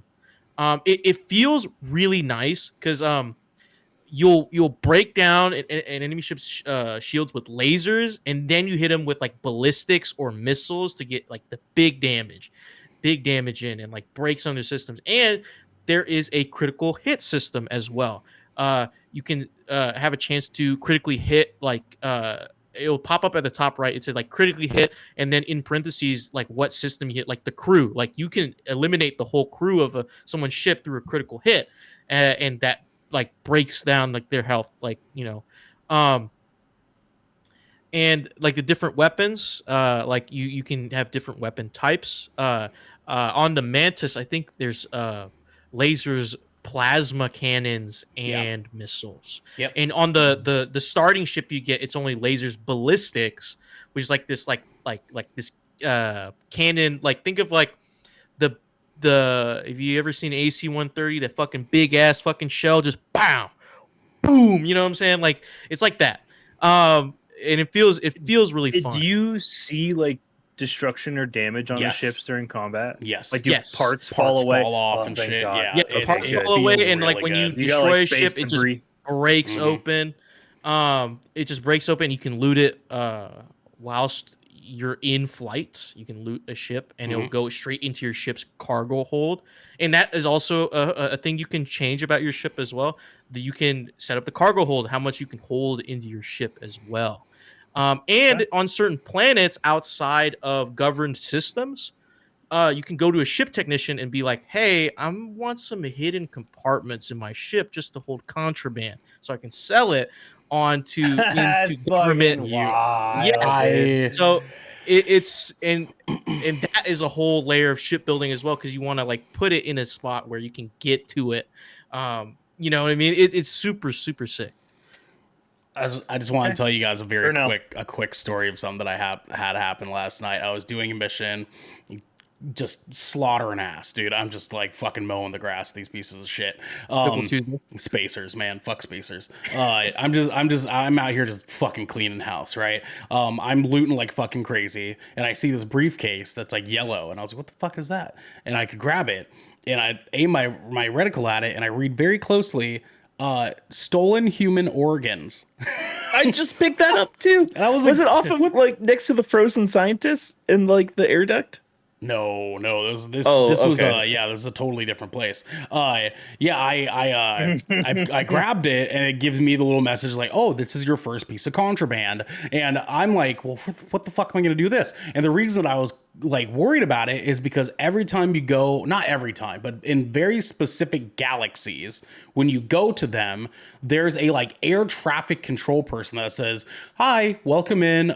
Keep in your straight path of flight while we scan your ship for contraband." And they do a scan of your ship, and if you don't have any contraband, they're like, "All right, you're cool to go. Go ahead and land wherever you like to land." And you can go in from there. But if you do have contraband, you immediately get arrested. and they take your shit, and then you end up in jail, and it's fucking wild. Or you can pay a fine. Like there's a whole bunch of other different options too. Fucking fight your way out of it, I hope. The only way to get out of it, though, is to go into what DJ was saying. You can get a protected cargo hold, where it basically shields your person from scans up to a certain percentage chance. Where like you now, instead of the usual like 10% chance that they won't scan it, it's up to like 60. And it's like I had to go get that just so I could get my ass over to the Den, which is the only place in the universe that I know of right now that allows you to actively sell contraband without getting scanned at all. And so yeah, it's like the one place I like went in there and I was like, here, take my fucking organs, man. Just give me the fucking $1,000. I'm good. I'm good. All right, Devin. And then last question. The Mantis has a shielded cargo hold. Oh really? Doesn't it? Is it shielded? I didn't realize that. Yeah. I didn't realize that. Yeah, I was reading it in the description. Oh, okay. Well, that's good. See, I can't read. My character can't read. I didn't realize that. Yeah, I know. My guy's a poverty kid from Neon. Yeah, he doesn't know how to read. Last question, real quick. I would just like to quickly know, how much time are you spending in space versus on the surface of planets? For who? Who do you want answering? Just in general. Like, do you like, how do you feel like the gameplay is balanced? Do you feel like you're naturally spending a lot of time on planets, or do you feel like you have the ability to just hang out in fucking space and be okay there? DJ. You bringing that question up actually made me think about it. Like, I didn't think about that when I was playing, if that makes sense. Like it didn't feel like I was forced to be out in space. I wanted to be out in space, or like the quest made me be out in space. And like there was like a line in the quest, in this one quest line, the CIA like espionage shit, where the end quests, like I was strictly dog fighting. Like I had to protect the fucking the space CIA from fucking pirates. I had to go crazy. I had to like allocate systems, fucking dodge and fucking boost and shit. Space, it feels like an intermediary for me, like going to planet, because like that's where most of you're gonna get most of the stuff. Like you get more random encounters while you're in space. Like I think that's where like Devin said with the guys, like where do you know where Uranus is? Like all that stuff, like that is strictly in space. I don't think no one in like settlements like come up to you and like give you quests. At least not in your experience thus far. Yeah. Well, actually, no, generally speaking, you'll overhear people having conversations, or people say, "Hey, you look like you should talk to this person," but you're not being like approached like purposely, unless you have that follower trait. Yeah, you're no one's like it doesn't like cut you away from like wherever you're walking to, like you know what I mean. Like you'll overhear it. Like, and like some will even just talk to you while you're walking away, and like you'll see it. They're like, oh, this person is falling on hard times, and then you get like a mini side quest to go talk to this person that could end up being like a bigger quest, but you don't really know for sure. It just so like the way the missions are set up, there's like main missions, faction missions, in the miscellaneous. So, yeah, it's in the activities. Yeah. So like that's what they labeled it this time around. Yeah, but those could easily, like those miscellaneous quests could easily become like a bigger adventure, a bigger side quest if you go to what they were saying, like, oh, go down to this place or talk to this person, right? Okay. But it doesn't clutter you. Xander, your hand was up. Xander, who's hosting this shit? God damn it! I was gonna say the way I understood Garrick's question, maybe it's just my own question spawned from his question, but could you effectively just spend like a full like play session in space? Mm-hmm. You kind of could. Oh, all right. Let's quantify this. Do you count space stations as in space? Yeah, No, absolutely. I'm I thinking meant like not going to the surface of a planet. Yes. okay. This Like, okay. I was in thinking, good sense, yes. could you theoretically just like spend a whole play session just like hanging out in space, maybe fuel up real quick, then go back out and just fucking run No. it in Not space? really. No, that Hydrate hose. that goes. We Ec- did already. That goes to the issue that I was talking about earlier, where space is not an open universe; it is a container holding planets within it. Is in order for you to go to the next galaxy, you have to escape from this box by grav jumping to the next galaxy. And so like you're in this box in space in this one galaxy, say the Sol system, which is our galaxy in real life, right? Earth, the moon, the sun, so on and so forth. You're in that galaxy. You are limited to a space that is within this square. That's Right. as far as you can fly in your ship before you have to decide Yeah. to move into the next galaxy Tile-based. by grav jumping. The issue is that within that space, you have an initial contact, like my guy having the wanted trait. Sometimes I grav jump into a space and it immediately kicks off with a bounty hunter there who's like, yeah, I'm here for your fucking head. And then you have to like duke it out with him. After that's done though, unless there's a space station or something like that out there, which there isn't always, no, you can't really, because there's not always going to be ships coming in and out of there. DJ. Think of, the Destiny 2 screen where you see your ship and then you Yeah. choose where to go. It's like Yeah. that.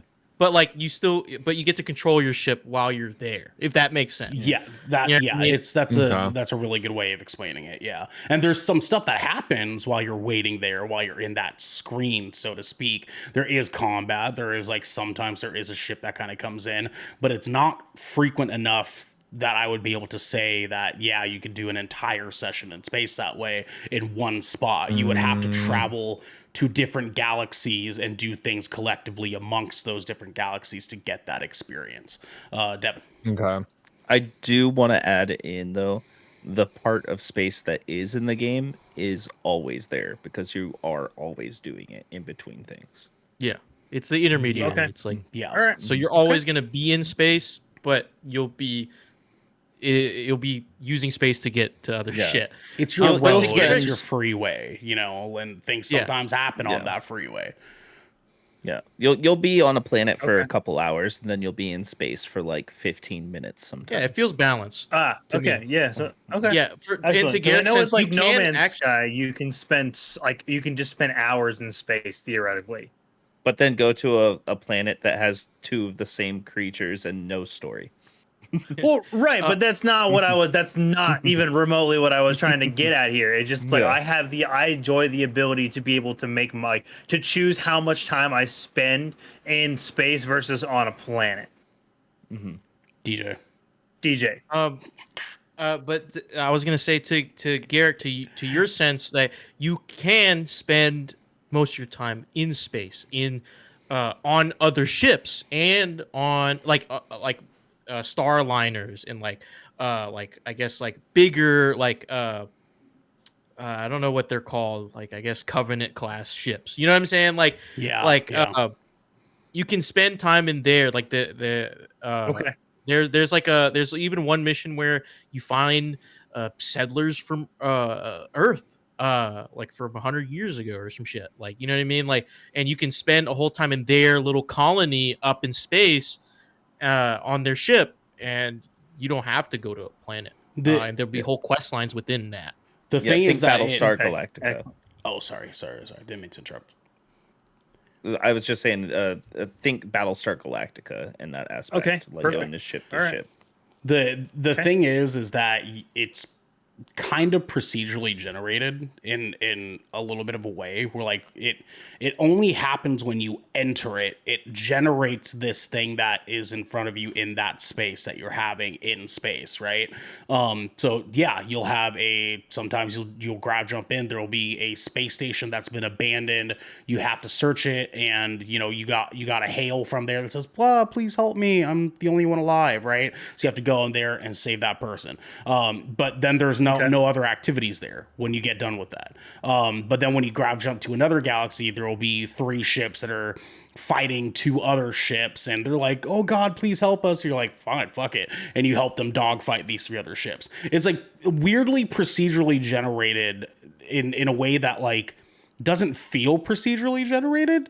It's actually probably one of the best aspects of the game, to be completely honest with you, because it's like they've talked about procedurally generated planets, but the activities that pop up in front of you as you're traveling from galaxy to galaxy via grav jumps is surprisingly thorough, because they feel like actual events that are unfolding in front of you. They don't like even just last night. It doesn't feel like a pop-in event. It feels like it feels baked in and natural to the world rather than yeah. Like even last night, upon finishing up one of my last missions, second to last mission that I did last night, I grav jumped to a place, and there was a guy that was like, "Hey, you do not want to go down there to this planet. There's the only thing down there are creatures called terrormorphs, and if you go down there, they're gonna tear you to fucking pieces.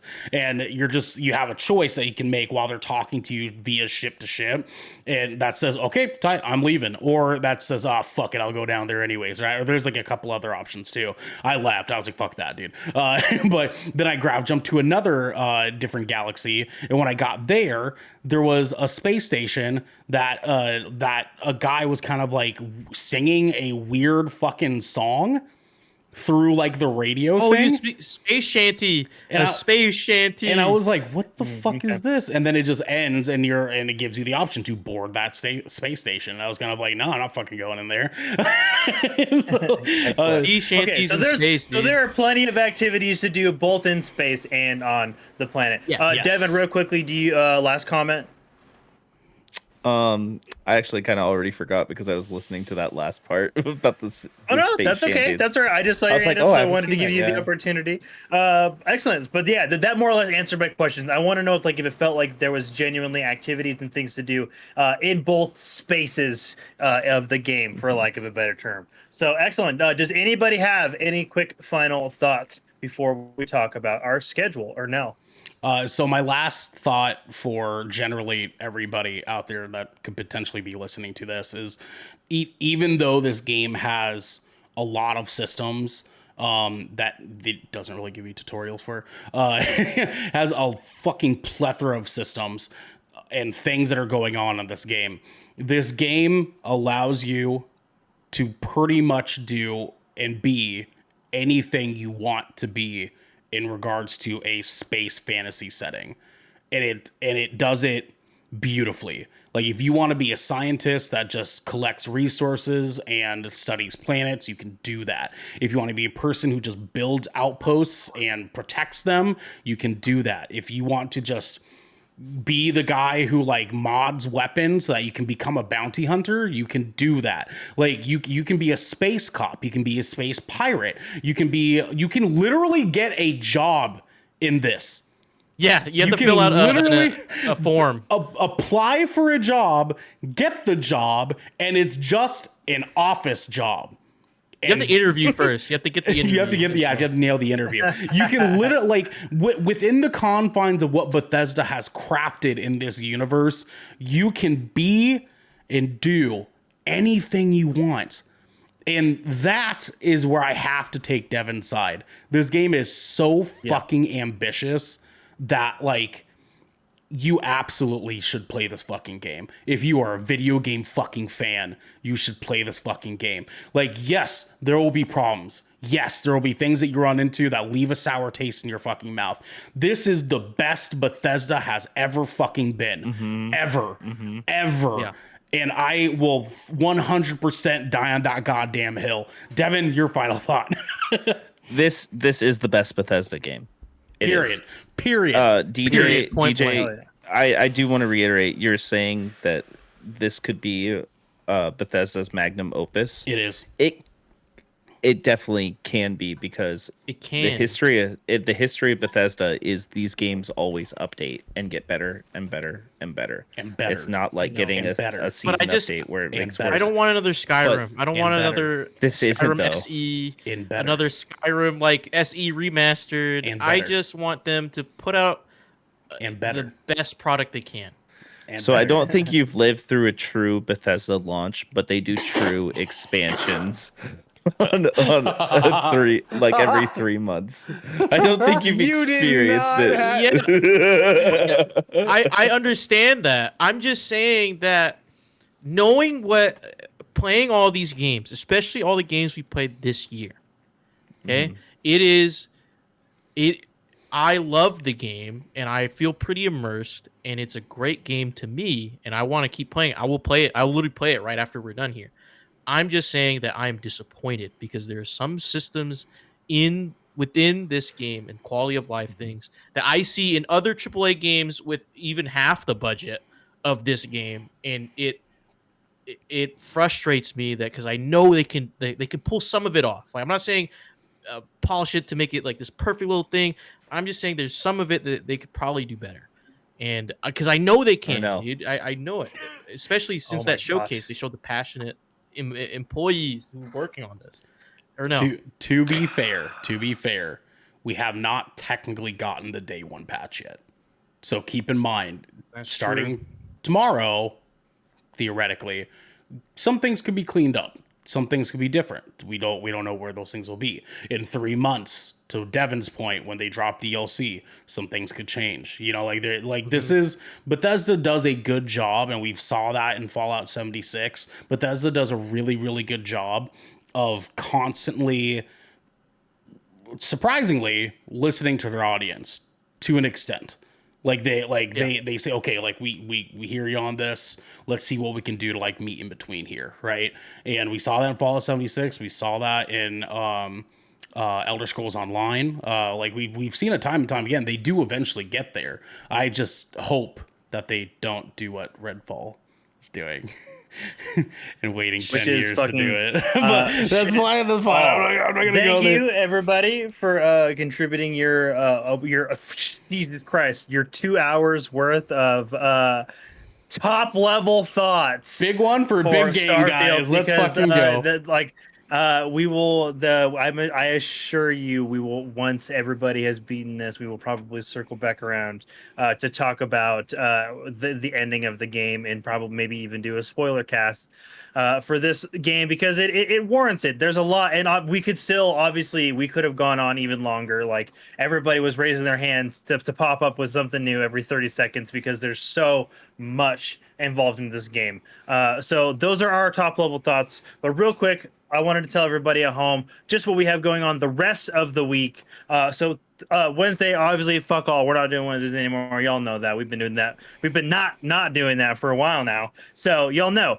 But Thursday, we are back with another episode of the Shipwreck Show. I do believe everybody, including our very own Wreck-It Raven, who has returned, will be on that episode. I will not be there because a rained out concert that I was at finally got rescheduled, so I'm going to that. But hey, everybody else will be there, and y'all are guaranteed a chaotic and good time.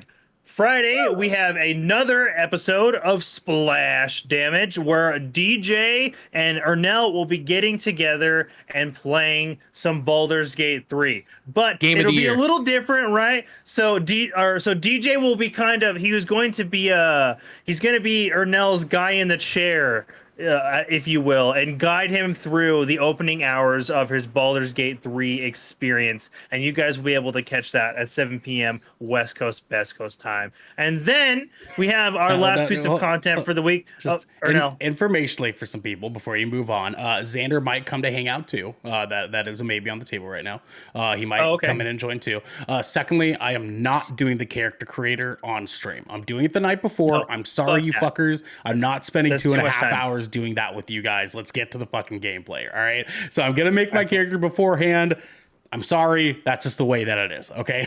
Do you want to headcanon it so like you're a cleric and a paladin, and I'm your god speaking to you, giving you divine? Ooh, I do like that. I do Oh like my that. God! Or yes, DJ, do something ridiculous like DJ's that, the little please. angel on my shoulder, and Xander's the little. Oh, yeah, devil. something like You know what I'm that. saying? Something like Or that. like You you're guys a are like warlock. his Oh my conscience. god, yes. Or what Let's if, go. or what if you're Yes, a do warlock? something fun. What if you're a warlock and I'm the hate devil? Warlock. I and hate you're warlock conscious? goes classes. off. We'll figure it out as we go. I'll let you Figure it guys out. know what's up tomorrow night. But our last piece of content on Saturday is another episode of the GK podcast where we are going to be discussing what in the fuck is up with the remainder of the movies for 2023 and what we may or may not be getting for the rest of the year as Dune has gotten canceled and now nothing is off the table as far as cancellations are concerned. So that will be our Saturday discussion, and that should be a pretty fun one for y'all. So please let us know if you guys have had the opportunity to play that Starfield early access, what you guys have thought about Starfield. Obviously, we have some pretty strong thoughts on it, lots of thoughts on it, and I'm assuming this will probably not be the last episode that this game gets brought up. It will probably be discussed for a long time, just like Baldur's Gate 3 was for us. So let us know, please, what you think of the new Bethesda game, Starfield, because this has been the Good Kraken podcast, your choice for all of the video game and pop media news, reviews, and discussions that you want everywhere live Tuesday at 7 p.m. and Saturday at 12 p.m. West Coast, Best Coast time, right here at twitch.tv/Good Kraken Show. If you've enjoyed this show, you can head on over to our Discord channel where you can submit questions and topics to the show, get exclusive post-show content, and have early access to episodes before they go live across those digital seeds. You can also support us by going over to our YouTube channel, clicking that big, beautiful bell and big red button, or subscribing to our podcast channel by searching Good Kraken with an exclamation point and leaving a review down below. But until next time, hey, do you know where your anus is? You ever just sit? It's right behind you. You ever just sit in your Smell you space truck later. and think about life?